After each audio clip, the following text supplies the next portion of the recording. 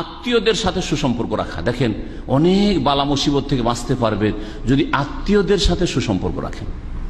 আল্লাহর ওয়াস্তে আপনি আপনার ভাই বোনদের সাথে ভালো সম্পর্ক রাখেন, আপনার চাচাদের সাথে সম্পর্ক রাখেন, আপনার মামাদের সাথে ভালো সম্পর্ক রাখেন, আপনার বাপ দাদা যারা আছে, প্রথম বাপ মা, তারপরে অন্যদের কথা বলছি। জি হ্যাঁ, তাদের সাথে আল্লাহর সন্তুষ্টি এই জন্য নয় যে বাপ মার নামে জমি আছে সেই জন্য সোজা চলতে হবে বাপ মার সাথে।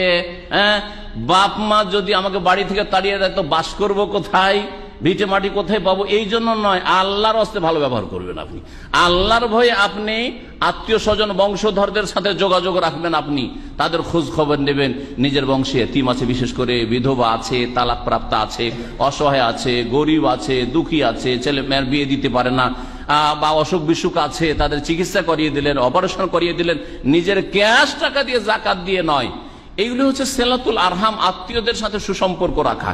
আত্মীয়দের সাথে যদি সুসম্পর্ক মজবুত থাকে তাহলে রুজি আল্লাহ পাক বাড়িয়ে দেবেন, রুজিকে স্থায়ী করবেন। বুখারী মুসলিমের হাদিসে রয়েছে, মান সাররাহু আন ইউবসাতা লাহু ফি রিজকিহি, কেউ যদি চায়, আনন্দিত হতে চায় যে তার রিজিক বেড়ে যাক, রুজি বৃদ্ধি হোক, সুন্দর চাকরি পাক, ব্যবসায় লাভবান হোক, শরীর সুস্থ থাক, বালা মুসিবতে হেফাজতে থাক, ওয়ায়ুনসা আল্লাহু ফি আসারিহি, আর তার আয়ু বৃদ্ধি হোক, ফালিয়াসিল রাহিমাহু, যেন আত্মীয়দের সাথে সুসম্পর্ক রাখে।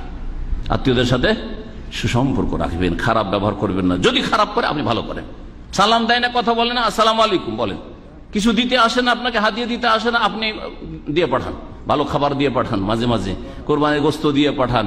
আর এমনি দাওয়াত দেন, আসুক আর না আসুক, কথা বলুক আর না বলুক, আপনার কাজ আপনি করে যান। আল্লাহ পাক যেন তৌফিক দান করেন।